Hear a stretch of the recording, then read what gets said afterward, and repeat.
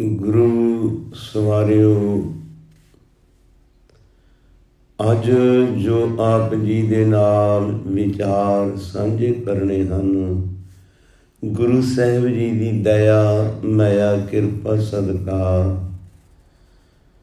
ਜੋ ਕਿ ਗੁਰਸਿੱਖ ਜਗਤ ਦੇ ਅੰਦਰ ਗੁਰਦੁਆਰਾ ਸਾਹਿਬ ਦੇ ਅੰਦਰ ਜਿੱਥੇ ਇੱਕ ਭਗਤੀ ਦਾ ਕੀਰਤਨ ਇੱਕ ਬੜਾ ਵੱਡਾ ਸਰੋਤ, ਬੜਾ ਵੱਡਾ ਅੰਗ ਹੈ। ਕੀਰਤਨ ਪਰਮੇਸ਼ਵਰ ਦੇ ਨਾਲ ਇੱਕ ਮਿਕ ਹੋਣ ਦਾ ਸਾਧਨ ਦੱਸਿਆ ਹੈ। ਜੀਵਨ ਮਾਰਗ ਦਰਸ਼ਨ ਕਰਵਾਉਣ ਦਾ ਸਾਧਨ ਕੀਰਤਨ ਹੈ। ਇਸੇ ਹੀ ਤਰ੍ਹਾਂ ਕਥਾ ਵੀ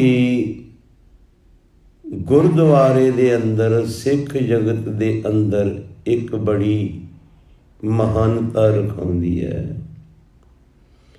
ਗੁਰੂ ਗ੍ਰੰਥ ਸਾਹਿਬ ਜੀ ਦੇ ਅੰਦਰ ਬਹੁਤ ਸਾਰੀਆਂ ਪਵਿੱਤਰ ਪੰਕਤੀਆਂ ਆਉਂਦੀਆਂ ਨੇ ਕਥਾ ਦੇ ਬਾਬਤ। ਕਥਾ ਕੀਰਤਨ ਸੁਖਦਾਈ, ਕਥਾ ਕੀਰਤਨ ਹਰ ਅਤ ਘਣਾ, ਸੁਖ ਸਹਿਜ ਬਿਸਰਾਮ। ਸਾਧ ਸੰਗ ਜਨਮ ਮਰਨ ਨਿਵਾਰੀ, ਅੰਮ੍ਰਿਤ ਕਥਾ ਸੁਣ ਕਰਨ ਆਧਾਰੀ। ਗੁਰੂ ਗ੍ਰੰਥ ਸਾਹਿਬ ਜੀ ਦੇ ਅੰਦਰ ਬਹੁਤ ਸ਼ਬਦ ਆਉਂਦੇ ਨੇ ਜੋ ਕਥਾ ਦੇ ਬਾਬਤ ਖੁਲਾਸਾ ਕਰਦੇ ਨੇ। ਕਥਾ ਤੋਂ ਭਾਵ ਨਿਰੰਕਾਰ ਦੇ ਗੁਣਾਂ ਨੂੰ ਵਰਣਨ ਕਰਨਾ। ਪਰਮੇਸ਼ਵਰ ਦੇ ਸਮਗਰ ਗੁਣ ਵਰਣਨ ਨਹੀਂ ਕੀਤੇ ਜਾ ਸਕਦੇ। ਕੋਈ ਇਨਸਾਨ ਮੰਨ ਲਓ ਮੱਛਰ ਜਿਹੜਾ ਆਕਾਸ਼ ਦਾ ਅੰਤ ਪਾਉਣਾ ਚਾਹੇ ਪਾ ਨਹੀਂ ਸਕਦਾ। ਮੱਛੀ ਸਮੁੰਦਰ ਦਾ ਅੰਤ ਪਾਉਣਾ ਚਾਹੇ ਪਾ ਨਹੀਂ ਸਕਦੀ। ਇੱਕ ਇਨਸਾਨ ਪਰਮੇਸ਼ਵਰ ਦੇ ਗੁਣਾਂ ਦਾ ਵਿਚਾਰ ਸੰਪੂਰਨ ਕਰਨਾ ਚਾਹੇ, ਕਈ ਜਨਮ ਲੱਗ ਜਾਣ ਤਾਂ ਵੀ ਨਹੀਂ ਹੋ ਸਕਦਾ। ਪਰ ਫਿਰ ਵੀ ਕਥਾ ਦਾ ਮਤਲਬ ਇਹੀ ਹੈ ਕਿ ਪਰਮੇਸ਼ਵਰ ਦੇ ਗੁਣਾਂ ਦੀ ਵਿਚਾਰ ਕਰਨੀ, ਜੋ ਕਿ ਇਸ ਇਨਸਾਨ ਨੂੰ ਸ਼ੁਭ ਵਿਚਾਰਾਂ ਤੋਂ ਮਾਰਗ ਦਰਸ਼ਨ ਹੋ ਸਕੇ। ਕਿਉਂ? ਇਹ ਇਨਸਾਨ ਪਰਮੇਸ਼ਵਰ ਦੀ ਅੰਸ਼ ਹੈ, ਪਰਮੇਸ਼ਵਰ ਦਾ ਇੱਕ ਹਿੱਸਾ ਹੈ। ਜਿਸ ਤਰ੍ਹਾਂ ਉਸ ਦੀ ਇਹ ਅੰਸ਼ ਹੈ, ਉਸ ਦਾ ਹਿੱਸਾ ਹੈ, ਇਸੇ ਹੀ ਤਰ੍ਹਾਂ ਜੇ ਇਹ ਪਰਮੇਸ਼ਵਰ ਦੇ ਗੁਣਾਂ ਮੁਤਾਬਕ ਜੀਵਨ ਬਣਾ ਲਏਗਾ ਤੇ ਪਰਮੇਸ਼ਵਰ ਦੇ ਨਾਲ ਇੱਕ ਮਿਕ ਹੋ ਜਾਏਗਾ। ਕਈ ਵਾਰੀ ਇਹ ਸਮਝਿਆ ਜਾਂਦਾ ਕਿ ਮਰਨ ਤੋਂ ਬਾਅਦ ਇੱਕ ਮਿਕ ਨਹੀਂ ਭਾਈ। ਮਰਨ ਤੋਂ ਬਾਅਦ ਕੀ ਪਤਾ ਲੱਗਦਾ ਕਿ ਪਰਮੇਸ਼ਵਰ ਨਾਲ ਇੱਕ ਮਿਕ ਆਤਮਾ ਹੋਈ ਕਿ ਨਹੀਂ ਹੋਈ? ਕਿਸੇ ਨੇ ਆ ਕੇ ਦੱਸਿਆ ਥੋੜ੍ਹੀ ਹੈ। ਮੈਨੂੰ ਕੋਈ ਕਹਿਣ ਲੱਗਾ ਜੀ ਮਰਨ ਤੋਂ ਬਾਅਦ ਬੰਦਾ ਕੀ ਕਰਦਾ ਹੈ, ਕਿੱਥੇ ਜਾਂਦਾ ਹੈ, ਤੁਸੀਂ ਮੈਨੂੰ ਇਹ ਸਮਝਾਓ ਜਰਾ। ਮੈਂ ਬੜੇ ਛੱਛੋ ਪੰਜੇ 'ਚ ਪੈ ਗਿਆ। 2 ਮਿੰਟ ਸੋਚ ਕੇ ਮੈਂ ਕਿਹਾ ਵੀ ਗੱਲ ਮਿੱਤਰ ਪਿਆਰਿਆ ਇਹ ਹੈ ਵੀ ਤੂੰ ਮੈਨੂੰ ਪੁੱਛਿਆ ਵੀ ਮਰਨ ਤੋਂ ਬਾਅਦ ਕੀ ਹੁੰਦਾ ਹੈ, ਬੰਦਾ ਕਿੱਥੇ ਜਾਂਦਾ ਹੈ, ਕੀ ਬਣਦਾ ਹੈ, ਪਰ ਮੈਂ ਹਾਲੇ ਮਰ ਕੇ ਵੇਖਿਆ ਨਹੀਂ। ਮੈਨੂੰ ਕੀ ਪਤਾ, ਜਿਹੜੀ ਚੀਜ਼ ਮੈਂ ਹਾਲੇ ਅੱਗੇ ਗਿਆ ਹੀ ਨਹੀਂ, ਵੇਖਿਆ ਹੀ ਨਹੀਂ, ਮੈਂ ਤੈਨੂੰ ਕਿਵੇਂ ਦੱਸ ਦਿਆਂ। ਮਰਨ ਤੋਂ ਬਾਅਦ ਕੀ ਦੱਸਿਆ ਜਾ ਸਕਦਾ ਹੈ ਵੀ ਇਹ ਆਤਮਾ ਪਰਮੇਸ਼ਵਰ ਵਿੱਚ ਲੀਨ ਹੋਈ ਹੈ ਕਿ ਨਹੀਂ ਹੋਈ, ਉਹਦੇ ਵਿੱਚ ਲੀਨ ਹੋਈ ਕਿ ਨਹੀਂ ਹੋਈ ਹੈ। ਨਹੀਂ ਕੋਈ ਦੱਸ ਸਕਦਾ। ਜਿਉਂਦਿਆਂ ਹੀ ਪਰਮੇਸ਼ਵਰ ਦੇ ਨਾਲ ਇੱਕ ਮਿਕ ਹੋਣਾ ਹੈ। ਜਿਵੇਂ ਗੁਰਸਿੱਖ ਜਗਤ ਦੇ ਅੰਦਰ ਜਿਉਂਦਿਆਂ ਹੀ ਮੁਕਤੀ ਮੰਨੀ ਗਈ ਹੈ, ਮਰ ਕੇ ਮੁਕਤੀ ਗੁਰੂ ਗ੍ਰੰਥ ਸਾਹਿਬ ਦੇ ਮੁਤਾਬਕ ਕਦੇ ਵੀ ਨਹੀਂ। ਜਿਉਂਦਿਆਂ ਮੁਕਤ ਹੈ, ਜਿਹੜਾ ਜੀਵਨ ਮੁਕਤ ਹੈ ਉਹੀ ਮੁਕਤ ਹੈ, ਦੂਸਰੇ ਨੂੰ ਮੁਕਤ ਨਹੀਂ ਸਮਝਿਆ ਜਾਂਦਾ।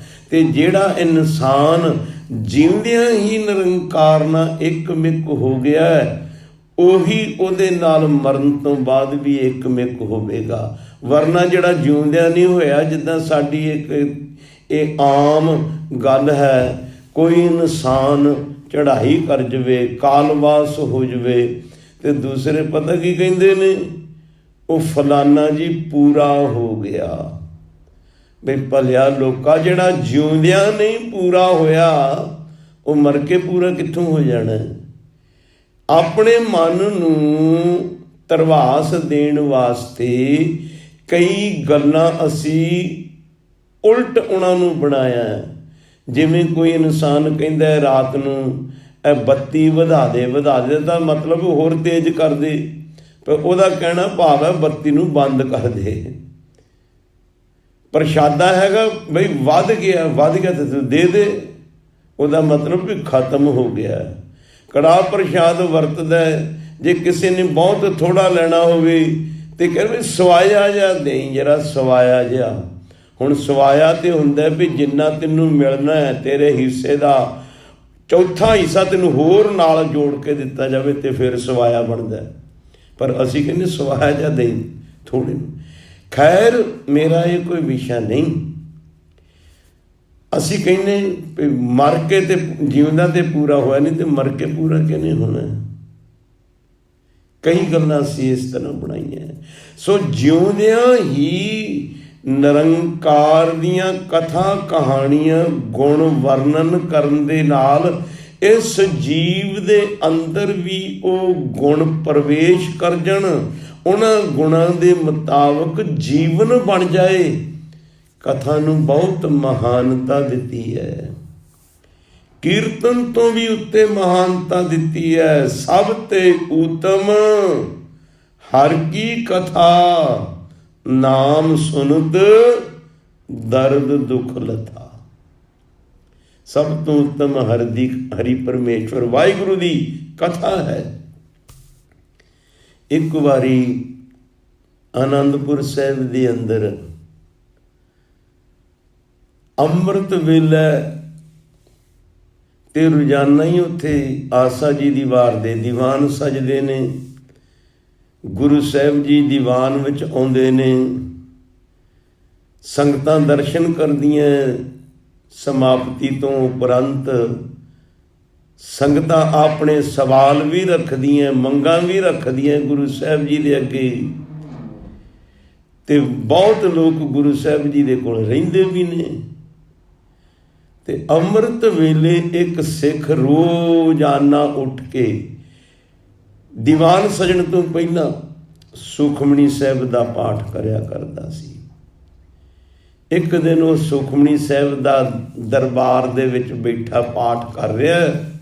ਰੋਜ਼ ਹੀ ਦਰਬਾਰ ਵਿੱਚ ਬੈਠ ਕੇ ਪਾਠ ਕਰਦਾ। ਰਾਗੀ ਕੀਰਤਨੀਏ ਸਿੰਘਾਂ ਦੇ ਲੱਗਣ ਤੋਂ ਪਹਿਲਾਂ ਉਹ ਸੁਖਮਨੀ ਸਾਹਿਬ ਪੜ੍ਹ ਲੈਂਦਾ। ਜਦੋਂ ਕੀਰਤਨੀਏ ਕੀਰਤਨ ਸ਼ੁਰੂ ਕਰਦੇ ਨੇ, ਉਹ ਪਹਿਲਾਂ ਹੀ ਸੰਪੂਰਨ ਕਰ ਲੈਂਦੇ ਸੁਖਮਨੀ ਸਾਹਿਬ ਦਾ ਜਾਪ। ਤੇ ਅੱਜ ਇਹ ਬੜੀ ਮਿੱਠੀ ਸੁਰ ਦੇ ਵਿੱਚ ਸੁਖਮਨੀ ਸਾਹਿਬ ਦਾ ਪਾਠ ਕਰ ਰਿਹਾ। ਤੇ ਕੁਝ ਸਿੱਖ ਸੰਗਤਾਂ ਬੈਠੀਆਂ ਸੁਣ ਵੀ ਰਹੀਆਂ ਸੀ। ਤੇ ਇਹ ਪਾਠ ਕਰਦਾ ਗਿਆ। ਓਨੀ ਦੇਰ ਨੂੰ ਕੀਰਤਨੀਏ ਆ ਗਏ। ਕੀਰਤਨੀਏ ਸਿੰਘ ਆ ਕੇ ਆਪਣੇ ਸਾਜ ਰੱਖ ਕੇ ਤੇ ਕੀਰਤਨ ਆਰੰਭ ਕਰਨ ਲੱਗੇ। ਇਹ ਉਹਨਾਂ ਨੂੰ ਕਹਿਣ ਲੱਗਾ ਵੀ ਗੱਲ ਇਸ ਤਰ੍ਹਾਂ, ਮੈਂ ਕਰਦਾ ਤੇ ਅੱਗੇ ਵੀ ਰੋਜ਼ ਸੁਖਮਨੀ ਸਾਹਿਬ ਦਾ ਪਾਠ ਆ, ਵੀ ਅੱਜ ਮੈਨੂੰ ਬੜਾ ਆਨੰਦ ਆਇਆ ਤੇ ਥੋੜ੍ਹੀ ਜਿਹੀਆਂ ਅਸ਼ਟਪਦੀਆਂ ਰਹਿ ਗਈਆਂ, ਤੁਸੀਂ ਰੁਕ ਲਓ, ਕੀਰਤਨ ਠਹਿਰ ਕੇ ਕਰ ਲਿਓ, ਮੈਨੂੰ ਇਹ ਪਾਠ ਕਰ ਲੈਣ ਦਿਓ। ਹੁਣ ਉਹਨਾਂ ਨੇ ਕੀਰਤਨੀਆਂ ਨੇ ਦੇਖਿਆ ਵੀ ਸਾਡਾ ਤੇ ਟਾਈਮ ਵੱਜਾ, ਵੀ ਇਦੋਂ ਟਾਈਮ ਲੇਟ ਨਹੀਂ ਹੋਣਾ। ਉਹਨਾਂ ਨੇ ਉਸ ਦੀ ਗੱਲ ਨਹੀਂ ਸੁਣੀ ਤੇ ਕੀਰਤਨ ਸ਼ੁਰੂ ਕਰ ਦਿੱਤਾ ਤੇ ਉਹਦਾ ਸੁਖਮਨੀ ਸਾਹਿਬ ਜੀ ਦੀਆਂ ਜਿਹੜੀਆਂ 2-4 ਅਸ਼ਟਪਦੀਆਂ ਸੀ ਉਹਨੂੰ ਗੁਪਤ ਚੁੱਪ ਕਰਕੇ ਕਰਨੀਆਂ ਪਈਆਂ। ਖੈਰ ਦੀਵਾਨ ਸਜਿਆ, ਗੁਰੂ ਸਾਹਿਬ ਦੀਵਾਨ ਵਿੱਚ ਆਏ, ਸਮਾਪਤੀ ਹੋਈ। ਸਮਾਪਤੀ ਤੋਂ ਉਪਰੰਤ ਉਹ ਸਿੱਖ ਜਿਹੜਾ ਸੁਖਮਨੀ ਸਾਹਿਬ ਪੜ੍ਹਨ ਵਾਲਾ ਉੱਠ ਕੇ ਖੜਾ ਹੋ ਗਿਆ, ਸਤਿਗੁਰੂ ਅੱਜ ਮੈਂ ਪੜ੍ਹਦਾ ਤੇ ਰੋਜ਼ ਹੀ ਸੁਖਮਨੀ ਸਾਹਿਬ ਹਾਂ। ਦੀਵਾਨ ਸਜਣ ਤੋਂ ਪਹਿਲਾਂ, ਕੀਰਤਨੀਆਂ ਦੇ ਕੀਰਤਨ ਆਰੰਭ ਕਰਨ ਤੋਂ ਪਹਿਲਾਂ ਹੀ ਮੈਂ ਸੁਖਮਨੀ ਸਾਹਿਬ ਸੰਪੂਰਨ ਕਰ ਲੈਣਾ। ਅੱਜ ਮੈਨੂੰ ਆਨੰਦ ਬੜਾ ਆਇਆ ਮਹਾਰਾਜ, ਬੜੀ ਪ੍ਰਸੰਨਤਾ ਮਿਲੀ। ਤੇ ਮੈਂ ਆਪ ਦੇਣਾ ਕੀਰਤਨੀਆਂ ਨੂੰ ਕਿਹਾ ਥੋੜ੍ਹਾ ਚਿਰ ਰੁਕ ਜਾਓ, ਮੈਂ ਸੁਖਮਨੀ ਸਾਹਿਬ ਦਾ ਪਾਠ ਸੰਪੂਰਨ ਕਰ ਲਵਾਂ, ਫਿਰ ਤੁਸੀਂ ਕੀਰਤਨ ਸ਼ੁਰੂ ਕਰ ਦੇਣਾ।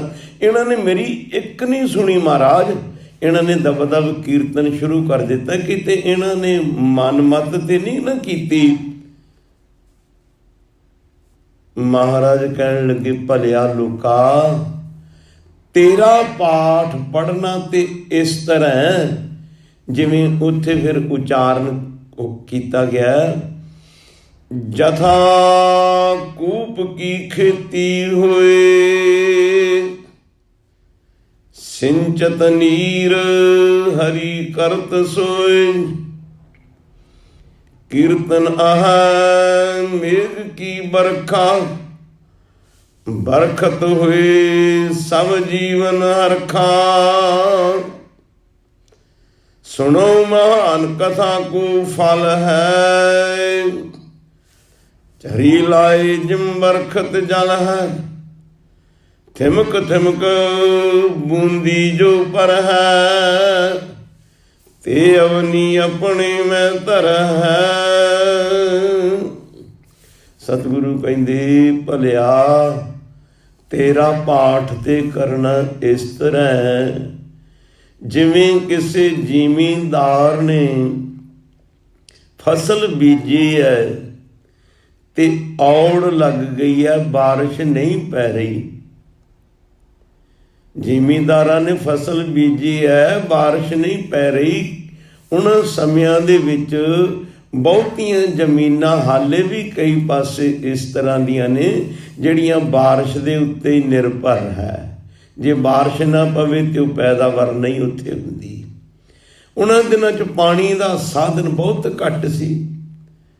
ਮਹਾਰਾਜ ਕਹਿੰਦੇ ਜ਼ਿਮੀਂਦਾਰਾਂ ਨੇ ਫਸਲ ਬੀਜੀ ਹੈ, ਬਾਰਿਸ਼ ਪੈ ਨਹੀਂ ਰਹੀ, ਔੜ ਲੱਗ ਗਈ ਹੈ, ਸਾਰੇ ਪਾਸੇ ਫਸਲਾਂ ਸੁੱਕ ਰਹੀਆਂ ਨੇ। ਤੇ ਕਿਸੇ ਜ਼ਿਮੀਂਦਾਰ ਕੋਲ ਖੂਹ ਹੈ, ਉਹ ਖੂਹ ਦੇ ਸਾਧਨ ਨਾਲ ਆਪਣੀ ਫਸਲ ਨੂੰ ਪਾਣੀ ਦੇ ਕੇ ਸਿੰਜ ਲੈਂਦਾ, ਪ੍ਰਫੁੱਲਤ ਕਰ ਲੈਂਦਾ, ਹਰੀ ਭਰੀ ਕਰ ਲੈਂਦਾ, ਪਰ ਬਾਕੀ ਦੀਆਂ ਆਲੇ ਦੁਆਲੇ ਦੀਆਂ ਤੇ ਪਾਣੀ ਤੋਂ ਬਗੈਰ ਸੁੱਕ ਰਹੀਆਂ ਨੇ, ਸੁੱਕ ਗਈਆਂ ਨੇ। ਤੇਰਾ ਬਾਣੀ ਪੜ੍ਹਨਾ ਤੇ ਇਸ ਤਰ੍ਹਾਂ ਜਿਵੇਂ ਖੂਹ ਦੀ ਖੇਤੀ ਹੈ, ਆਪਣੀ ਫਸਲ ਨੂੰ ਖੂਹ ਤੋਂ ਪਾਣੀ ਲਾ ਕੇ ਹਰਿਆ ਭਰਿਆ ਕਰ ਲਿਆ ਹੈ, ਬਾਕੀ ਦੀਆਂ ਸਾਰੀਆਂ ਖੇਤੀਆਂ ਫਸਲਾਂ ਸੁੱਕ ਰਹੀਆਂ ਨੇ। ਤੂੰ ਆਪ ਬਾਣੀ ਪੜ੍ਹ ਰਿਹਾ, ਤੈਨੂੰ ਤੇ ਆਨੰਦ ਆ ਰਿਹਾ, ਦੂਸਰੇ ਆਉਣ ਜਾਣ ਵਾਲੇ ਨੂੰ ਸ਼ਾਇਦ ਨਾ ਆਨੰਦ ਮਿਲਦਾ ਹੋਵੇ। ਤੇਰਾ ਆਪਣਾ ਤੇ ਮਨ ਪ੍ਰਫੁੱਲਤ ਹੋ ਰਿਹਾ ਹੈ। ਤੇਰਾ ਬਾਣੀ ਪੜ੍ਹਨਾ ਤੇ ਇਸ ਤਰ੍ਹਾਂ ਹੈ ਜਿਵੇਂ ਖੂਹ ਵਾਲਾ ਆਪਣੀ ਖੇਤੀ ਨੂੰ ਹਰੀ ਭਰੀ ਕਰ ਲਵੇ। ਜਥਾ ਕੂਪ ਕੀ ਖੇਤੀ ਹੋਏ, ਸਿੰਚਤ ਨੀਰ ਹਰੀ ਕਰਤ ਸੋਏ। ਸਿੰਜ ਕੇ ਪਾਣੀ ਦੇ ਨਾਲ, ਖੂਹ ਦੇ ਨਾਲ ਆਪਣੀ ਖੇਤੀ ਤੇ ਹਰੀ ਕਰ ਲਈ, ਬਾਕੀ ਸੁੱਕਦੀਆਂ ਪਈਆਂ ਨੇ। ਤੇ ਅੱਗੇ ਹਜ਼ੂਰ ਕੀ ਕਹਿੰਦੇ? ਕਹਿੰਦੇ ਕੀਰਤਨ ਆਹ ਮੇਘ ਕੀ ਬਰਖਾ, ਬਰਖਤ ਜਲ ਸਭ, ਬਰਖਤ ਜਲ ਹੋਏ ਜੀਵਨ ਹਰਖਾ। ਕੀਰਤਨ ਤੇ ਇਸ ਤਰ੍ਹਾਂ ਜਿਵੇਂ ਮੇਘ ਦੀ, ਬੱਦਲਾਂ ਦੀ ਬਾਰਿਸ਼ ਹੋਵੇ, ਔੜ ਲੱਗੀ ਹੋਵੇ ਚਾਰ ਚੁਫੇਰੇ, ਫਸਲਾਂ ਸੁੱਕਦੀਆਂ ਜਾਣ, ਕਾਲੀਆਂ ਘਟਾਵਾਂ ਚੜ੍ਹ ਕੇ ਆਉਣ, ਤੇ ਜਿਹੜੇ ਤੇ ਜ਼ਿਮੀਂਦਾਰ ਨੇ ਆਪਣੀ ਫਸਲ, ਆਪਣੀ ਜ਼ਮੀਨ ਦੇ ਵੱਟਾਂ ਬੰਨੇ ਪੱਕੇ ਕਰ ਲਏ, ਬੰਨ ਲਏ, ਉਹ ਜਿਹੜੀ ਕਾਲੀਆਂ ਘਟਾਵਾਂ ਚੜ ਕੇ ਆਈ, ਜ਼ੋਰ ਦੀ ਬਾਰਿਸ਼ ਪਈ, ਜਿਹਨੇ ਤੇ ਵੱਟਾਂ ਬੰਨੇ ਪੱਕੇ ਕੀਤੇ ਸਨ ਉਹਦੀ ਤੇ ਫਸਲ ਵਿੱਚ ਪਾਣੀ ਖੜਿਆ। ਜ਼ੋਰ ਦੀ ਬਾਰਿਸ਼ ਪੈਣ ਨਾਲ ਤੇ ਬਾਕੀ ਦੀਆਂ ਫਸਲਾਂ ਦੇ ਵਿੱਚੋਂ ਪਾਣੀ ਰੁੜ ਕੇ ਨੀਵੇਂ ਥਾਂ ਚਲੇ ਗਿਆ। ਜਿਵੇਂ ਬਾਰਿਸ਼ ਪਈ ਜ਼ੋਰ ਦੀ ਤੇਜ਼ੀ ਦੇ ਨਾਲ, ਜਿਹਨੇ ਵੱਟਾਂ ਬੰਨੇ ਪੱਕੇ ਕੀਤੇ ਸੀ ਉਹਦੇ ਖੇਤਾਂ ਤੇ ਪਾਣੀ ਖੜਿਆ ਰਿਹਾ, ਜਿਹਦੇ ਵੱਟਾਂ ਬੰਨੇ ਪੱਕੇ ਨਹੀਂ ਸਨ ਰੁੜ ਕੇ ਨੀਵੀਂ ਜਗ੍ਹਾ ਪਾਣੀ ਚਲੇ ਗਿਆ। ਕੀਰਤਨ ਤੇ ਇਸ ਤਰ੍ਹਾਂ ਹੈ, ਕੀਰਤਨੀਏ ਕੀਰਤਨ ਕਰ ਰਹੇ ਨੇ, ਦੋ ਆਏ ਨੇ ਬੈਠੇ ਨੇ, ਇੱਕ ਸ਼ਬਦ ਸੁਣਿਆ, ਇੱਕ ਸ਼ਬਦ ਸੁਣ ਕੇ ਚਲੇ ਗਏ ਨੇ। ਚਾਰ ਆਏ ਨੇ, ਇੱਕ ਸ਼ਬਦ ਸੁਣਿਆ, ਸੁਣ ਕੇ ਚਲੇ ਗਏ ਨੇ। ਕੀਰਤਨੀਆਂ ਦਾ ਕੰਮ ਨਿਰੰਤਰ ਕੀਰਤਨ ਕਰਨਾ। 10 ਮਿੰਟ ਬੈਠੇ, ਇੱਕ ਸ਼ਬਦ ਸੁਣਿਆ, ਚਲੇ ਗਏ। ਕੀਰਤਨ ਦਾ ਤੇ ਇਸ ਤਰ੍ਹਾਂ ਜਿਵੇਂ ਜ਼ੋਰ ਦੀ ਬਾਰਿਸ਼ ਆਵੇ ਤੇ ਜਿਨ੍ਹਾਂ ਨੇ ਵੱਟਾਂ ਬੰਨੇ ਪੱਕੇ ਕੀਤੇ ਉਹਨਾਂ ਦੀ ਖੇਤੀ ਵਿੱਚ ਪਾਣੀ ਰਿਹਾ, ਬਾਕੀ ਰੁੜ ਕੇ ਚਲੇ ਗਿਆ। ਕੀਰਤਨ ਆਹ ਮੇਘ ਕੀ ਬਰਖਾ, ਬਰਖਤ ਜਲ ਹੋਏ ਜੀਵਨ ਰਖਾ। ਜਿਵੇਂ ਬਾਰਿਸ਼ ਪਈ ਤੇ ਵੱਟਾਂ ਬੰਨੇ ਬੰਨਣ ਵਾਲਿਆਂ ਦੀ ਤੇ ਫਸਲ ਦੇ ਵਿੱਚ ਪਾਣੀ ਖੜਿਆ, ਹਰੀ ਭਰੀ ਹੋ ਗਈ, ਤੇ ਜਿਹਨਾਂ ਨੇ ਨਹੀਂ ਸੀ ਬੰਨੇ ਉਹ ਪਾਣੀ ਨੀਵੀਂ ਜਗ੍ਹਾ ਚਲੇ ਗਿਆ, ਪਰ ਕਰ ਉੱਥੇ ਵੀ ਕੰਮ ਗਿਆ। ਹੁਣ ਹਜ਼ੂਰ ਕਹਿੰਦੇ ਅਗਲੀ ਤੀਜੀ ਗੱਲ, ਸੁਣੋ ਮਹਾਨ ਕਥਾ ਕੋ ਫਲ ਹੈ। ਹਜ਼ੂਰ ਕਹਿੰਦੇ ਸੁਣ ਭਲਿਆ, ਕਥਾ ਦਾ ਮਹਾਨ ਫਲ ਹੈ। ਸੁਣੋ ਮਹਾਨ ਕਥਾ ਕੋ ਫਲ ਹੈ, ਝੜੀ ਲਾਏ ਜਿਮ ਬਰਖਤ ਜਲ ਹੈ। ਭਾਵ ਔੜ ਲੱਗ ਗਈ, ਫਸਲਾਂ ਸੁੱਕਦੀਆਂ ਨੇ, ਕਾਲੀਆਂ ਘਟਾਵਾਂ ਆਈਆਂ ਨੇ, ਛਾ ਗਈਆਂ ਨੇ, ਤੇ ਝੜੀ ਲੱਗ ਗਈ, ਹੌਲਕੀ ਹਲਕੀ, ਹੌਲੀ ਹੌਲੀ ਹੌਲੀ ਹੌਲੀ ਬੂੰਦਾ ਬੂੰਦੀ ਹੋਣ ਲੱਗ ਪਈ। ਸੁਣੋ ਮਹਾਨ ਕਥਾ ਕੋ ਫਲ ਹੈ, ਝੜੀ ਲਾਏ ਜਿਮ ਬਰਖਤ ਜਲ ਹੈ। ਥਿਮਕ ਥਿਮਕ ਬੂੰਦੀ ਜੋ ਪਰ ਹੈ, ਤੇ ਅਵਨੀ ਆਪਣੇ ਮੈਂ ਤਰ ਹੈ। ਝੜੀ ਲੱਗ ਗਈ, ਹੌਲੀ ਹੌਲੀ ਹਲਕੀ ਹਲਕੀ ਮਿੰਨੀ ਮਿੰਨੀ ਬਾਰਿਸ਼ ਪੈਣ ਲੱਗ ਪਈ, ਹਲਕੀ ਹਲਕੀ। ਉਹ ਜਿਹੜੀ ਹਲਕੀ ਹਲਕੀ ਬਾਰਿਸ਼ ਪੈਂਦੀ ਹੈ ਨਾ, ਛੋਟੀਆਂ ਛੋਟੀਆਂ ਕਣੀਆਂ ਬੂੰਦਾਂ ਪਈ ਜਾਂਦੀ, ਬੂੰਦਾ ਬੂੰਦੀ ਹੋਈ ਜਾਂਦੀ ਹੈ, ਉਹ ਧਰਤੀ ਦੇ ਤਹਿ ਤੱਕ ਪਾਣੀ ਚਲੇ ਜਾਂਦਾ ਹੈ। ਧਰਤੀ ਬਹੁਤ ਹੱਦ ਤੱਕ ਦੂਰ ਤੱਕ ਭਿੱਜ ਜਾਂਦੀ ਹੈ, ਸਰਸਾਰ ਹੋ ਜਾਂਦੀ ਹੈ। ਸੁਣੋ ਮਹਾਨ ਕਥਾ ਕੋ ਫਲ ਹੈ, ਝੜੀ ਲਾਏ ਜਿਮ ਬਰਖਤ ਜਲ ਹੈ। ਜਿਵੇਂ ਝੜੀ ਲੱਗੀ ਹੈ ਤੇ ਬੂੰਦਾਬਾਂਦੀ ਹੋਣ ਲੱਗ ਪਈ। ਕਈ ਵਾਰੀ ਕੱਚੇ ਕੋਠੇ ਹੁੰਦੇ ਸਨ, ਤੇ ਜੇ ਬੂੰਦਾਬਾਂਦੀ ਲੱਗ ਜਾਵੇ, ਝੜੀ ਲੱਗ ਜਾਵੇ, ਤੇ ਲੋਕਾਂ ਨੂੰ ਫਿਕਰ ਪੈ ਜਾਂਦਾ ਸੀ ਭਈ ਹੁਣ ਛੱਤ ਨਾ ਚੋਣ ਲੱਗ ਪਵੇ। ਝੜੀ ਲੱਗ ਗਈ ਹੈ, ਹਲਕੀ ਹਲਕੀ ਬਾਰਿਸ਼। ਜੇ ਤੇਜ਼ੀ ਦੀ ਬਾਰਿਸ਼ ਹੋਵੇ ਤੇ ਰੁੜ ਕੇ ਥੱਲੇ ਜਾ ਪੈਂਦਾ ਪਾਣੀ, ਤੇ ਹਲਕਾ ਹਲਕੀ ਹਲਕੀ ਹਲਕੀ ਬੂੰਦਾਬਾਂਦੀ ਉਹ ਛੱਤ ਦੇ ਵਿੱਚ ਹੀ ਸਮਾਈ ਜਾਂਦੀ ਹੈ। ਜਿਵੇਂ ਹਲਕੀ ਹਲਕੀ ਬੂੰਦਾਬਾਂਦੀ ਜਿਹੜੀ ਹੈ, ਧਰਤੀ ਆਪਣੇ ਵਿੱਚ ਹੀ ਸਮੇਟੀ ਜਾਂਦੀ ਹੈ, ਉਹਦੇ ਵਿੱਚ ਜਾਈ ਜਾਂਦੀ ਹੈ। ਹਜ਼ੂਰ ਕਹਿੰਦੇ ਕਥਾ ਦਾ ਮਹਾਨ ਫਲ ਹੈ। ਜਿਹੜੇ ਕਥਾ ਦੇ ਵਿੱਚ ਗੁੱਝੇ ਭੇਤ ਖੁੱਲ੍ਹਦੇ ਨੇ ਨਾ, ਉਹ ਕੀਰਤਨ ਦੇ ਵਿੱਚ ਨਹੀਂ ਖੁੱਲ੍ਹਦੇ। ਜਿਵੇਂ ਪਾਠ ਕਰਨ ਵਾਲੇ ਨੇ ਆਪਣਾ ਆਨੰਦ ਮਾਣ ਲਿਆ, ਬਾਣੀ ਪੜ੍ਹਨ ਵਾਲੇ ਨੇ ਆਪਣੇ ਮਨ ਨੂੰ ਪ੍ਰਫੁੱਲਤ ਕਰ ਲਿਆ। ਕੀਰਤਨ ਜਿਹੜਾ ਹੈ, ਉਹ ਕੀਰਤਨ 2 ਆਏ 4 ਆਏ ਸੁਣ ਕੇ ਚਲੇ ਗਏ ਸ਼ਬਦ, ਪਰ ਜਿਹੜੀ ਕਥਾ ਹੈ, ਕਥਾ ਨੇ ਜਿਵੇਂ ਬੂੰਦਾਬਾਂਦੀ ਧਰਤੀ ਦੀ ਤਹਿ ਤੱਕ ਪਹੁੰਚ ਜਾਂਦੇ ਨੇ, ਤੇ ਕਥਾ ਦੇ ਵਿੱਚ ਸ਼ਬਦ ਦੇ ਜਿਹੜੇ ਗੁੱਝੇ ਭੇਤ ਨੇ ਨਾ, ਇਨਸਾਨ ਦੇ ਅੰਦਰ ਘਰ ਕਰ ਜਾਂਦੇ ਨੇ।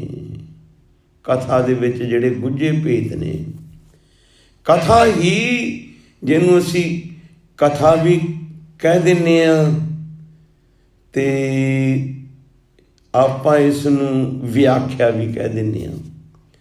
ਹੁਣ ਸ਼ਬਦ ਦੀ ਵਿਆਖਿਆ, ਸ਼ਬਦ ਪੜ੍ਹੀ ਚੱਲੋ, ਕੀਰਤਨ ਵਾਲਾ ਪੜ੍ਹੀ ਚੱਲੇ।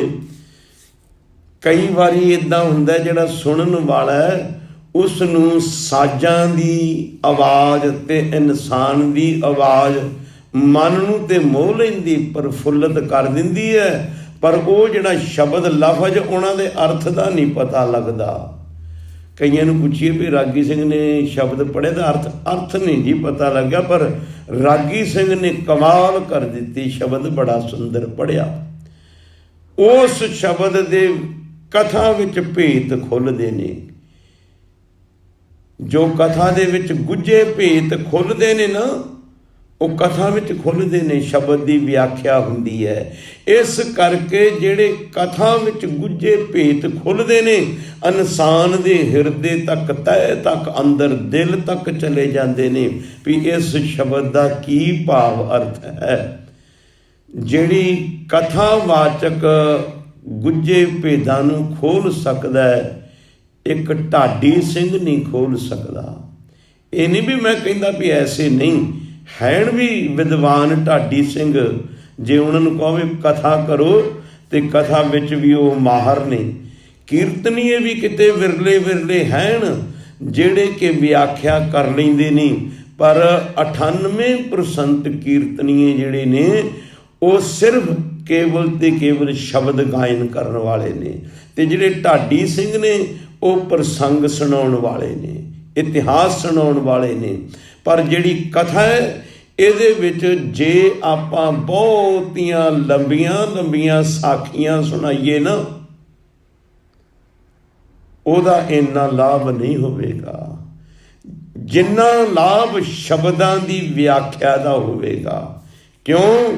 ਗੁਰਬਾਣੀ ਹੈ ਨਿਰੰਕਾਰ ਦੀ, ਵਾਹੋ ਵਾਹੋ ਬਾਣੀ ਨਿਰੰਕਾਰ ਹੈ। ਨਿਰੰਕਾਰ ਦੇ ਹਿਰਦੇ ਦੀ ਬਾਣੀ ਦਾ ਜਿਸ ਵੇਲੇ ਕੋਈ ਉਹਦਾ ਖੁਲਾਸਾ ਕਰੇਗਾ, ਖੋਲ੍ਹੇਗਾ, ਇਨਸਾਨ ਨੂੰ ਗਿਆਨ ਹੋ ਜਾਏਗਾ। ਗੁਰਬਾਣੀ ਇਸ ਜਗ ਮੈਂ ਚਾਨਣ, ਕਰਮ ਵਸੈ ਮਨ ਆਏ। ਗੁਰਬਾਣੀ ਰੌਸ਼ਨੀ ਹੈ, ਜੀਵਨ ਦੇ ਅੰਦਰ ਮਾਰਗ ਦਰਸ਼ਨ ਕਰਾਉਣ ਵਾਲੀ ਹੈ ਬਾਣੀ। ਸੋ ਜੋ ਬਾਣੀ ਦੇ ਨਾਲ ਜੁੜ ਜਾਂਦੇ ਨੇ, ਜੋ ਬਾਣੀ ਨੂੰ ਸਮਝ ਲੈਂਦੇ ਨੇ, ਉਹਨਾਂ ਨੂੰ ਜੀਵਨ ਮਾਰਗ ਦਰਸ਼ਨ ਹੋ ਜਾਂਦਾ ਹੈ। ਹੁਣ ਕਥਾ ਦੇ ਅੰਦਰ ਬਹੁਤ ਤਾਕਤ ਹੈ। ਤੋ ਸਤਿਗੁਰੂ ਜੀ ਕਹਿੰਦੇ, ਭਲਿਆ ਸੁਣ ਸੁਣੋ ਮਹਾਨ ਕਥਾ ਕੋ ਫਲ ਹੈ, ਝਰੀ ਲਾਏ ਜਿਮ ਬਰਖਤ ਜਲ ਹੈ, ਥਿਮਕ ਥਿਮਕ ਬੂੰਦੀ ਜੋ ਪਰ ਹੈ, ਤੇ ਅਵਨੀ ਆਪਣੇ ਮੈਂ ਤਰ ਹੈ। ਝੜੀ ਲੱਗ ਜਵੇ, ਥਿਮਕ ਥਿਮਕ ਹਲਕੀਆਂ ਹਲਕੀਆਂ ਬੂੰਦਾਂ ਬਾਂਦੀ ਹੋਈ ਚਲੇ। ਅਵਨੀ ਕਹਿੰਦੇ ਨੇ ਧਰਤੀ ਨੂੰ, ਉਹ ਧਰਤੀ ਆਪਣੇ ਅੰਦਰ ਸਮਾਈ ਜਾਂਦੀ ਹੈ ਉਸ ਪਾਣੀ ਨੂੰ। ਤੇ ਜੋ ਕਥਾ ਦੇ ਵਿੱਚ ਗੁੱਝੇ ਭੇਤ ਖੁੱਲ੍ਹਦੇ ਨੇ, ਇਨਸਾਨ ਦੇ ਅੰਦਰ ਘਰ ਘਰ ਜਾਂਦੇ ਨੇ। ਗੁਰੂ ਸਾਹਿਬ ਜੀ ਕਹਿੰਦੇ ਨੇ, ਸਭ ਤੇ ਉਤਮ ਹਰ ਕੀ ਕਥਾ, ਨਾਮ ਸੁਨਤ ਦਰਦ ਦੁੱਖ ਲਥਾ।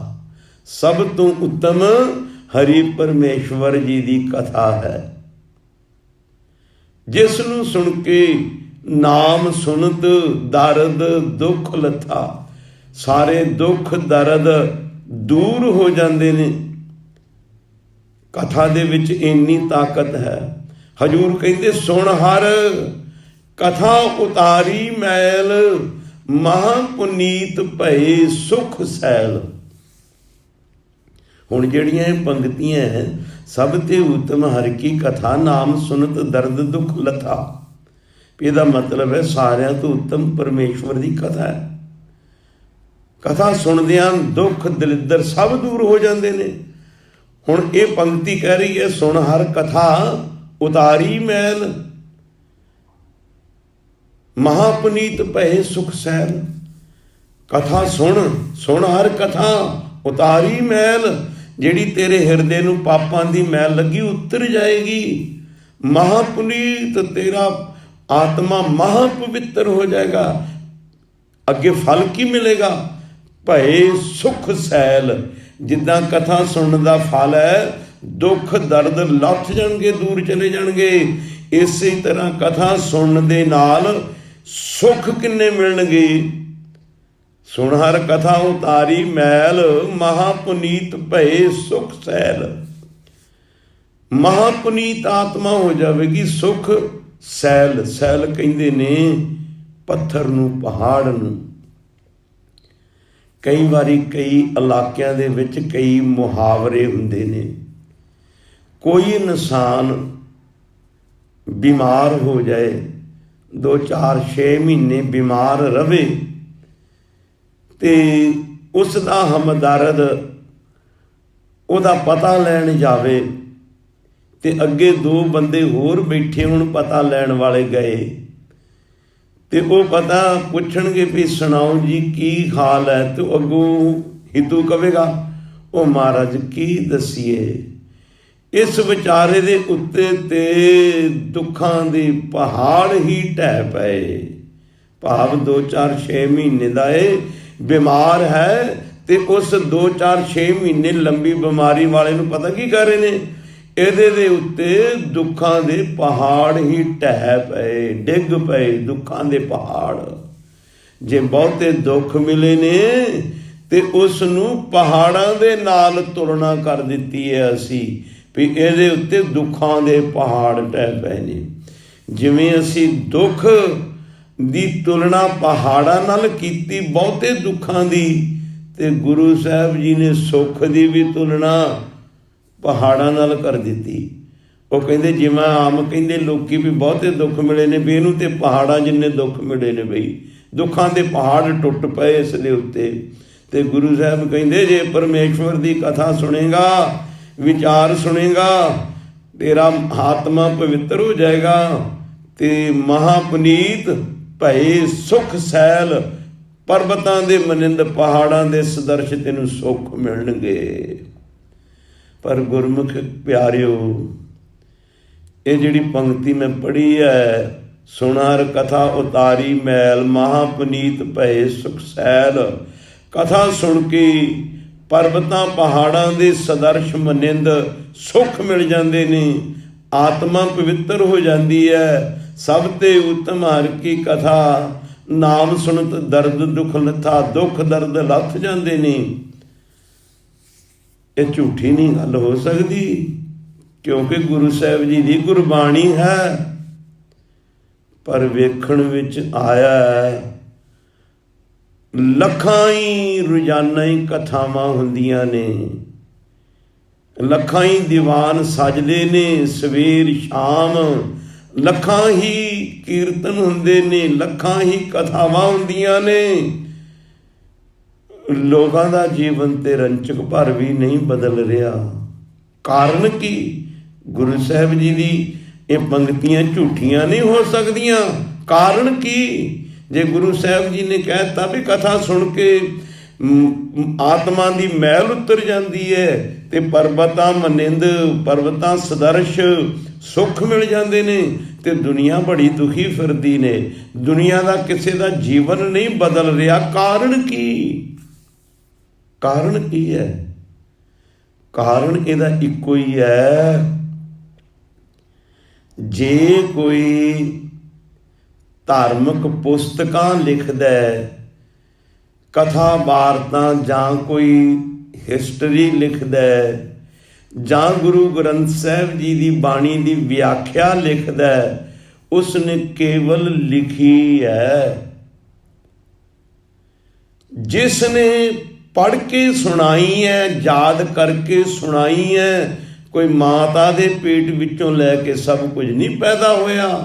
ਪੁਸਤਕਾਂ ਪੜ੍ਹ ਕੇ, ਵਿਆਖਿਆ ਪੜ੍ਹ ਕੇ, ਤੇ ਫਿਰ ਹੀ ਸੁਣਾਈ ਜਾਂਦੀ ਹੈ। ਭਾਵੇਂ ਕੋਈ ਕਿਤਨਾ, ਇਹ ਗੱਲ ਵੱਖਰੀ ਹੈ ਕਿਸੇ ਨੇ ਬਹੁਤੀਆਂ ਕਿਤਾਬਾਂ ਪੁਸਤਕਾਂ ਪੜ੍ਹੀਆਂ, ਬਹੁਤੇ ਅਧਿਐਨ ਕੀਤੇ ਨੇ, ਤੇ ਉਹ ਜਿਹੜਾ ਵਿਦਵਾਨ ਕਹਾਉਂਦਾ, ਕੁਝ ਮੇਰੇ ਵਰਗਾ ਥੋੜ੍ਹੀ ਬਹੁਤੀ ਮਾੜੀ ਮੋਟੀ ਗੱਲ ਕਰਦਾ, ਪਰ ਹੈ ਤੇ ਪੜ੍ਹ ਕੇ ਹੀ ਹੈ ਨਾ। ਫਿਰ ਜਿਸ ਨੇ ਪੜ੍ਹ ਕੇ ਵਿਖਿਆਨ ਕੀਤਾ, ਫਿਰ ਇੱਕ ਅੱਗੇ ਸੁਣਨ ਵਾਲਾ, ਨਾ ਤੇ ਲਾਭ ਹੈ ਲਿਖਣ ਵਾਲੇ ਨੂੰ, ਤੇ ਨਾ ਹੀ ਲਾਭ ਕਥਨ ਵਾਲੇ ਨੂੰ ਹੈ, ਤੇ ਨਾ ਹੀ ਲਾਭ ਸੁਣਨ ਵਾਲੇ ਨੂੰ ਹੋ ਰਿਹਾ।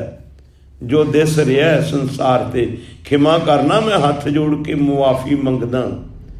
ਸੰਸਾਰ ਦਾ ਵਾਤਾਵਰਨ ਇਹੀ ਹੈ, ਜਿੱਥੇ ਰੋਜ਼ਾਨਾ ਕਥਾਵਾਂ ਹੁੰਦੀਆਂ, ਰੋਜ਼ਾਨਾ ਕਥਾ ਕਰਦੇ ਨੇ ਮੇਰੇ ਵਰਗੇ ਕਿਤਨੇ ਹੀ ਵਿਦਵਾਨ ਰੋਜ਼ ਕਥਾਵਾਂ ਕਰਦੇ ਨੇ, ਤੇ ਸੁਣਨ ਵਾਲਾ ਪਤਾ ਕਹਿੰਦਾ ਵੀ ਇਹ ਤੇ ਬਿਲਕੁਲ ਰੱਬ ਦੇ ਨਾਲ ਇੱਕ ਮਿਕ ਹੋਇਆ।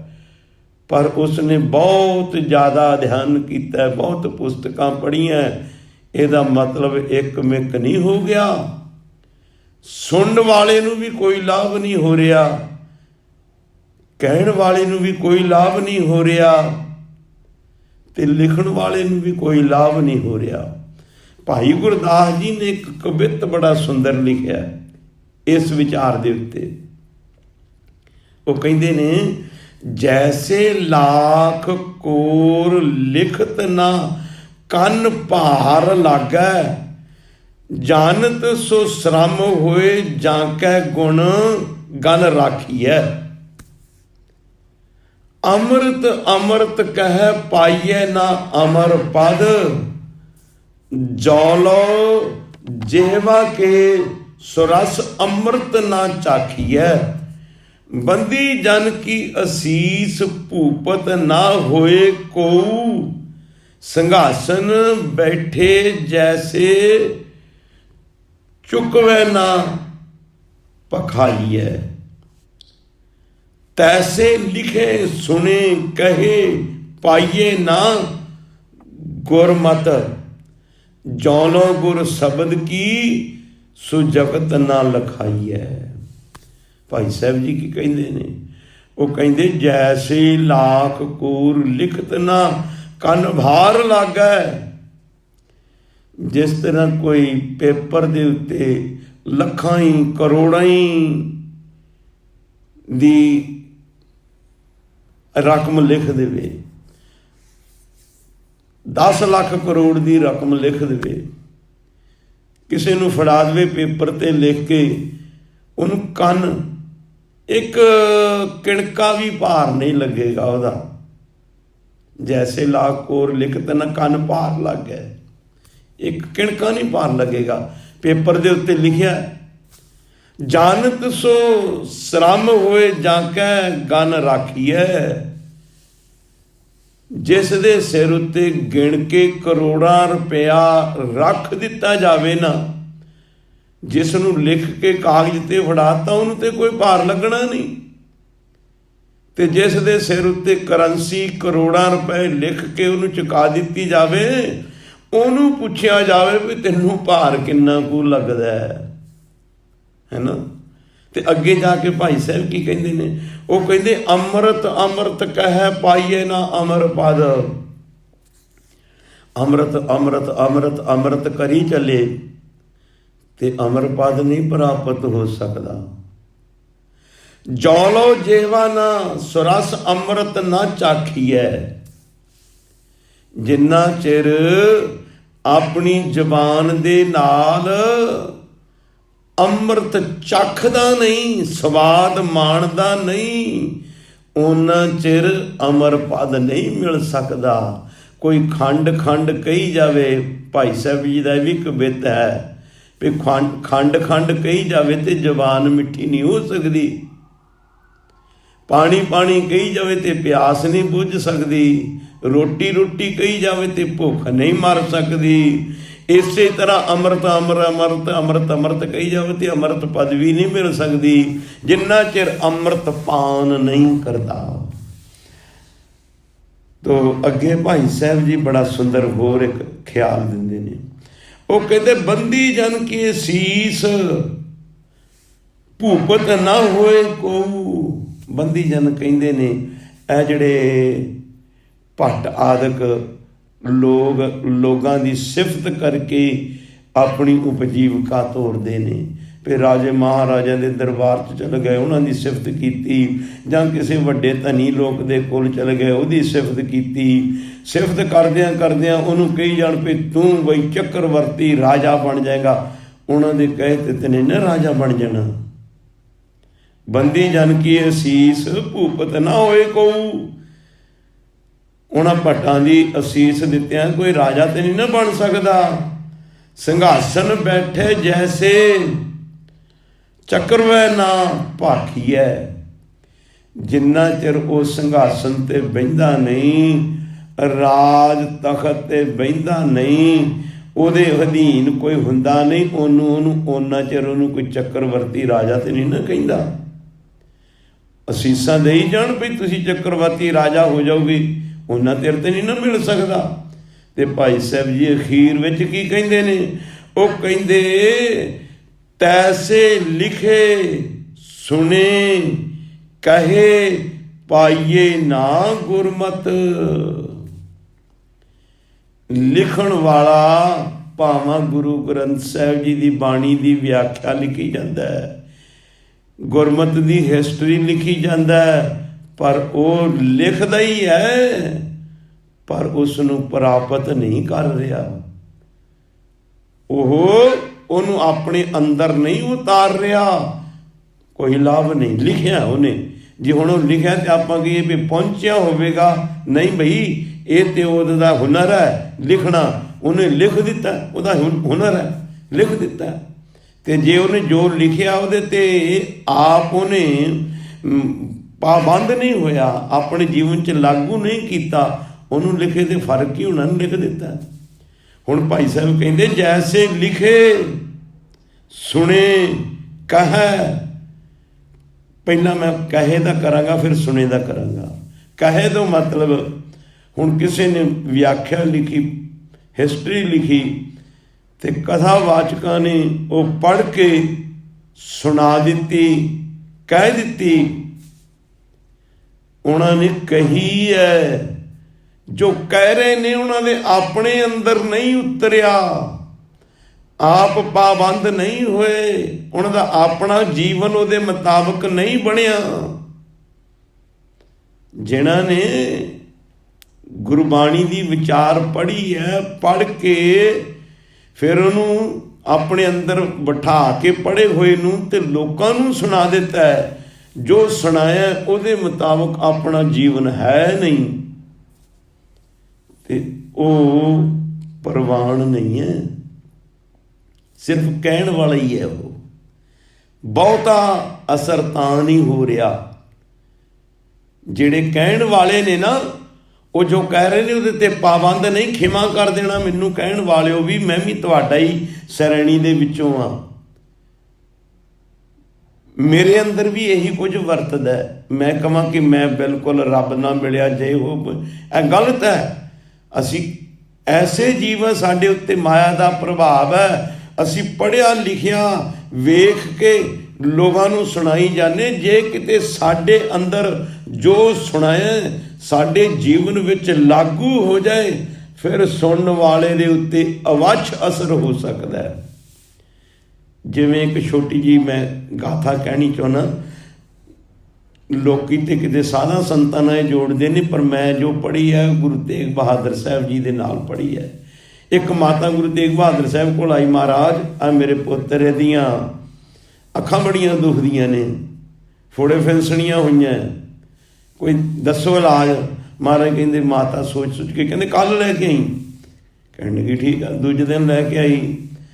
ਉਸ ਲੜਕੇ ਦੇ ਸਿਰ ਤੇ ਹੱਥ ਫੇਰ ਕੇ ਮਹਾਰਾਜ ਕਹਿਣਗੇ ਬੇਟਾ ਪੁੱਤਰ ਗੁੜ ਨਹੀਂ ਖਾਈਦਾ, ਫੋੜੇ ਫਿੰਸੀਆਂ ਹੋ ਜਾਂਦੀਆਂ, ਅੱਖਾਂ ਦੁਖਣੀਆਂ ਆ ਜਾਂਦੀਆਂ ਨੇ, ਗੁੜ ਨਹੀਂ ਖਾਈਦਾ, ਜਾ ਮਾਤਾ ਲੈ ਜਾ ਠੀਕ ਹੋ ਜਾਏਗਾ। ਮਾਤਾ ਕਹਿੰਦੀ ਮਹਾਰਾਜ ਜੇ ਇਹੀ ਗੱਲ ਕਹਿਣੀ ਸੀ ਤੇ ਕੱਲ੍ਹ ਕਹਿ ਦਿੰਦੇ। ਮਹਾਰਾਜ ਕਹਿਣ ਲੱਗੇ ਮਾਤਾ ਕੱਲ੍ਹ ਤੇ ਅਸੀਂ ਆਪ ਖੁਦ ਗੁੜ ਖਾਧਾ ਸੀ, ਅਸੀਂ ਇਹਨੂੰ ਕਹਿੰਦੇ ਇਹਦੇ ਤੇ ਅਸਰ ਨਹੀਂ ਸੀ, ਹੁਣ ਅੱਜ ਅਸੀਂ ਆਪਣੇ ਆਪ ਤੇ ਕੰਟਰੋਲ ਕੀਤਾ, ਗੁੜ ਨਹੀਂ ਖਾਧਾ, ਇਹਨੂੰ ਕਹਿ ਦਿੱਤੇ ਅਸਰ ਹੋਵੇਗਾ। ਅਸਰ ਤਾਂ ਨਹੀਂ ਹੋ ਰਿਹਾ। ਜਿਹੜੀ ਪੰਕਤੀ ਮੈਂ ਕਹੀ ਹੈ ਨਾ ਵੀ ਸੁਣ ਹਰ ਕਥਾ ਉਤਾਰੀ ਮਹਿਲ ਮਹਾ ਪੁਨੀਤ ਭਏ ਸੁਖ ਸੈਲ, ਲਿਖਣ ਵਾਲਿਆਂ ਨੇ ਲਿਖ ਦਿੱਤੀ, ਉਹਦੇ ਤੇ ਅਸਰ ਨਹੀਂ ਕੀਤਾ, ਜੀਵਨ 'ਚ ਲਾਗੂ ਨਹੀਂ ਕੀਤਾ, ਉਹਨਾਂ ਨੇ ਵੀ ਕੁਛ ਨਹੀਂ ਖੱਟਿਆ। ਕਥਾਵਾਚਕਾਂ ਨੇ, ਬਖਤਿਆਂ ਨੇ, ਬਕਣ ਵਾਲਿਆਂ ਨੇ, ਕਹਿਣ ਵਾਲਿਆਂ ਨੇ, ਵਿਆਖਿਆਕਾਰਾਂ ਨੇ ਜਗ੍ਹਾ ਜਗ੍ਹਾ ਰੋਜ਼ ਵਿਆਖਿਆ ਕਰੀ ਜਾਂਦੇ ਨੇ, ਅਸਰ ਕਿਸੇ ਤੇ ਨਹੀਂ ਹੁੰਦਾ। ਫਿਰ ਸੁਣਨ ਵਾਲੇ ਸੁਣਦੇ ਨੇ ਰੋਜ਼, ਲੱਖਾਂ ਲੋਕ, ਜਿੱਥੇ ਲੱਖਾਂ ਲੋਕ ਕਥਾਵਾਂ ਹੋ ਰਹੀਆਂ, ਵਿਆਖਿਆਵਾਂ ਹੋ ਰਹੀਆਂ, ਸੁਣਨ ਵਾਲੇ ਵੀ ਲੱਖਾਂ ਹੀ ਲੋਕ ਨੇ, ਉਹਨਾਂ ਤੇ ਵੀ ਕੋਈ ਅਸਰ ਨਹੀਂ ਹੋ ਰਿਹਾ। ਵੇਖੋ ਨਾ, हर के इंसान दा जीवन दा हिस्सा झूठ, फरेब, मोह, ममता, निंदा, चुगली, ईर्खा, बखीली जीवन बन गया है। ਜਿਹੜੇ परमेश्वर ਦੇ गुण सन ना, ਅਸੀਂ परमेश्वर ਦੀ अंश ਆ। परमेश्वर ये भी सब कुछ परमेश्वर ਦਾ ही बनाया है। परमेश्वर ने जदे ही सृष्टि साजी दोए पक्ष पैदा किए।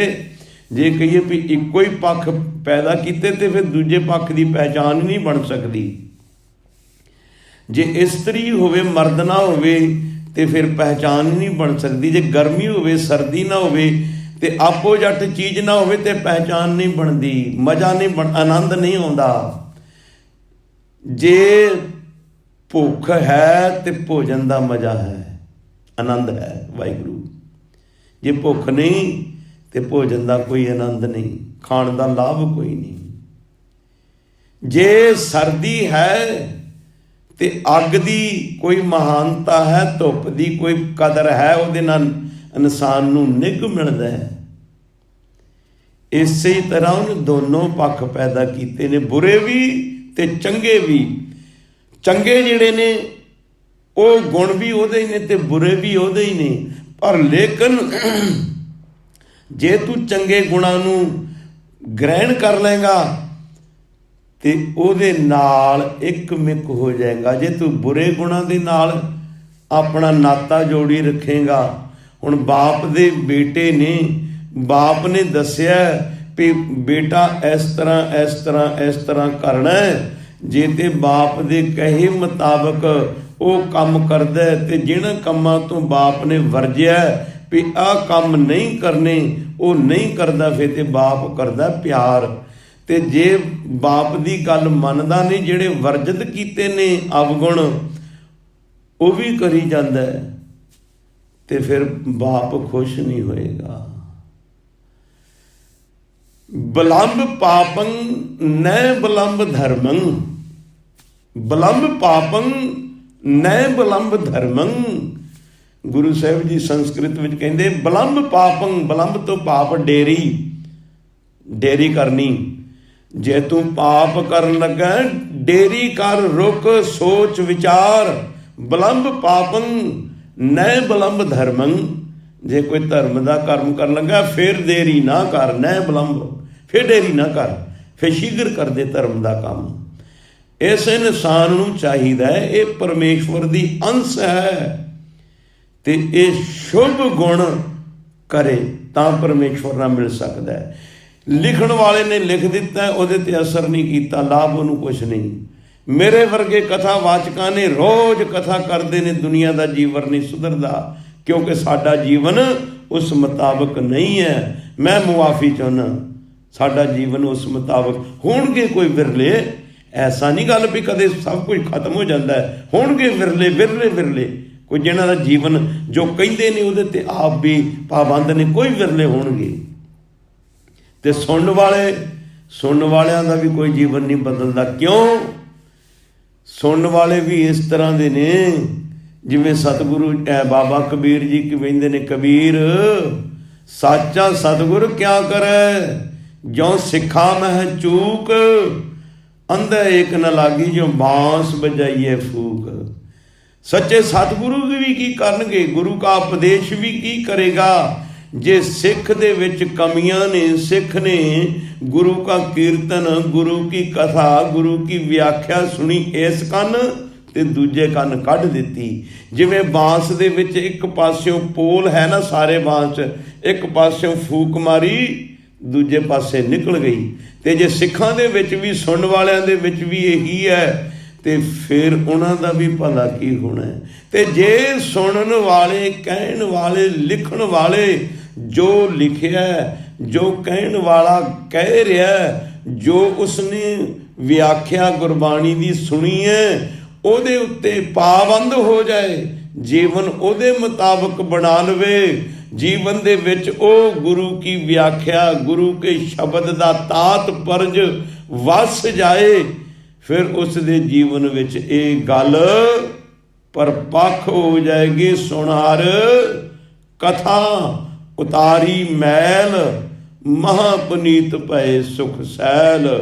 ਫਿਰ ਉਹ ਕਥਾ ਸੁਣ ਕੇ, ਵਿਚਾਰ ਸੁਣ ਕੇ, ਸੁਣਨ ਵਾਲੇ ਦੇ, ਕਹਿਣ ਵਾਲੇ ਦੇ, ਲਿਖਣ ਵਾਲੇ ਦੇ ਜੇ ਮਨ ਵਿੱਚ ਵਸ ਜਾਏ ਤੇ ਫਿਰ ਕੀ ਹੋਵੇਗਾ? ਪਾਪਾਂ ਦੀ ਮੈਲ ਉਤਰ ਜਾਏਗੀ, ਸੁੱਖ ਪਰਬਤਾਂ ਦੇ ਮਨਿੰਦ ਮਿਲਣਗੇ। ਇਹਦਾ ਮਤਲਬ ਇਹ ਨਹੀਂ ਵੀ ਉਹਨੂੰ ਦੁੱਖ, ਸਰੀਰਕ ਦੁੱਖ ਨਹੀਂ ਮਿਲੇਗਾ। ਸਰੀਰਕ ਦੁੱਖ ਤੇ ਸੁੱਖ ਹਰ ਇੱਕ ਵਾਸਤੇ ਬਣਿਆ। ਦੁੱਖ ਸੁੱਖ ਦੋਨੋਂ ਕੱਪੜੇ ਪਹਿਰੇ ਜਾਏ ਮਨੁੱਖ। ਪਹਿਲਾਂ ਦੁੱਖ ਕਿਹਾ, ਦੁੱਖ ਸੁੱਖ ਦੋਨੋਂ ਕੱਪੜੇ ਪਹਿਰੇ ਜਾਏ ਮਨੁੱਖ। ਦੁੱਖ ਵੀ ਜੀਵਨ ਦਾ ਹਿੱਸਾ ਤੇ ਸੁੱਖ ਵੀ ਜੀਵਨ ਦਾ ਹਿੱਸਾ ਹੈ। ਦੁੱਖ ਵੀ ਜੀਵਨ ਵਿੱਚ ਆਉਣਗੇ, ਭਗਤਾਂ ਦੇ ਨਹੀਂ ਆਏ। ਹੁਣ ਕੋਈ ਕਵੇ ਵੀ ਗੁਰੂ ਸਾਹਿਬ ਜੀ ਪੰਚਮ ਪਾਤਸ਼ਾਹ ਜੋ ਸ਼ਬਦ ਲਿਖ ਗਏ ਨੇ ਉਹਨਾਂ ਤੇ ਪਾਬੰਦ ਨਹੀਂ ਸਨ, ਉਹਨਾਂ ਨੂੰ ਤੱਤੀ ਤਵੀ ਤੇ ਬਿਠਾ ਦਿੱਤਾ, ਸੀਸ ਵਿੱਚ ਗਰਮ ਰੇਤਾ ਪਾ ਦਿੱਤਾ, ਉਹ ਪਾਬੰਦ ਨਹੀਂ ਸਨ। ਨਹੀਂ ਭਾਈ, ਉਹ ਪਾਬੰਦ ਸਨ। ਜੋ ਕਹਿੰਦੇ ਸਨ ਉਹਦੇ ਮੁਤਾਬਕ ਜੀਵਨ ਸੀ। ਫਿਰ ਕੀ ਹੋਇਆ? ਦੁੱਖ ਉਹਨਾਂ ਨੂੰ ਮਿਲੇ, ਪਰ ਪਰਮੇਸ਼ਵਰ ਨੇ ਉਹਨਾਂ ਦੀ ਆਤਮਾ ਇਤਨੀ ਬਲਵਾਨ ਕਰਤੀ, ਦੁੱਖ ਲੱਗਿਆ ਹੀ ਨਹੀਂ। ਜਿਹੜਾ ਦੁੱਖ ਹੈ ਨਾ, ਉਹ ਦੁੱਖ ਮਹਿਸੂਸ ਹੀ ਨਹੀਂ ਹੋਇਆ। ਕਦੇ ਸਮਾਂ ਮਿਲੇਗਾ ਫਿਰ ਆਪਾਂ ਇਸ ਦੇ ਬਾਬਤ ਵੀ ਵਿਚਾਰ ਕਰਾਂਗੇ। ਇੱਕ ਭਗਤ ਨੂੰ, ਇੱਕ ਪਰਮੇਸ਼ਵਰ ਦੇ ਨਾਮ, ਬਾਣੀ, ਗਿਆਨ ਦੇ ਨਾਲ ਜੋ ਪਾਬੰਦ ਹੈ, ਜਿਸ ਦੇ ਜੀਵਨ ਵਿੱਚ ਗੁਰੂ ਕਾ ਉਪਦੇਸ਼ ਘਰ ਕਰ ਗਿਆ, ਜਿਸ ਦਾ ਜੀਵਨ ਗੁਰੂ ਕੇ ਉਪਦੇਸ਼ ਮੁਤਾਬਕ ਬਣ ਗਿਆ, ਉਹਨਾਂ ਦੇ ਜੀਵਨ ਵਿੱਚ ਦੁੱਖ ਸੁੱਖ ਆਉਂਦੇ ਨੇ। ਦੁੱਖ ਲੱਗਦੇ ਕਿਉਂ ਨਹੀਂ? ਕੀ ਕਾਰਨ ਹੈ? ਉਹਨਾਂ ਦਾ ਆਤਮਾ ਬਲਵਾਨ ਹੋ ਜਾਂਦਾ, ਦੁੱਖ ਛੋਟੇ ਹੋ ਜਾਂਦੇ ਨੇ। ਕਿਉਂ ਨਹੀਂ ਲੱਗਦੇ? ਇਹ ਵੀ ਕਦੇ ਫਿਰ ਵਿਚਾਰ ਕਰਾਂਗੇ। ਸੋ ਗੁਰਮੁਖ ਪਿਆਰਿਓ, ਕਥਾ ਤੋਂ ਹੈ ਮਹਾਨ, ਕਥਾ ਤੋਂ ਹੈ ਮਹਾਨ। ਜਿਹੜਾ ਇਸ ਨੂੰ ਸੁਣ ਕੇ ਉਹਦੇ ਮੁਤਾਬਕ ਜੀਵਨ ਬਣਾ ਲਵੇ, ਸਾਰੇ ਪਾਪ ਕੱਟੇ ਜਾਂਦੇ ਨੇ ਤੇ ਸੁੱਖਾਂ ਦਾ ਪ੍ਰਕਾਸ਼ ਹੋ ਜਾਂਦਾ ਹੈ। ਜੀਵਨ ਸਫਲ ਹੋ ਜਾਂਦਾ ਹੈ, ਪਰਮੇਸ਼ਵਰ ਨਾਲ ਇੱਕ ਮਿੱਕ ਹੋ ਜਾਂਦਾ ਹੈ। ਹੋਈਆਂ ਭੁੱਲਾਂ ਗਲਤੀਆਂ